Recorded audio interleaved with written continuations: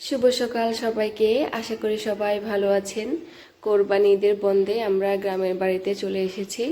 আজকে পরিবারের সবাই মিলে আমরা বান্দরবান ঘুরতে যাব, তাই সকাল সকালই বেরিয়ে পড়লাম।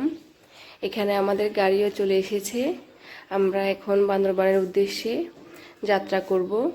বান্দরবান স্বর্ণ মন্দির, রাজগুরু বৌদ্ধবিহার, নীলাচল, মেঘলা এইসব দর্শনীয় স্থানগুলোই আজকে আমরা ঘুরে দেখব। আগেও দু একবার যাওয়া হয়েছে, আজকেও হঠাৎ প্ল্যান করলাম আর বেরিয়ে পড়লাম।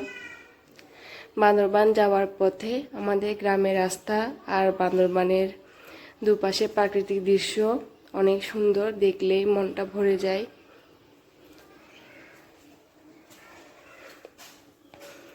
হঠাৎই প্ল্যান করে যাওয়া, আগে থেকে প্ল্যান করলে যাওয়া হয় না, তাই হুটহাট প্ল্যান করে পরিবারের সবাই মিলে বেরিয়ে পড়লাম।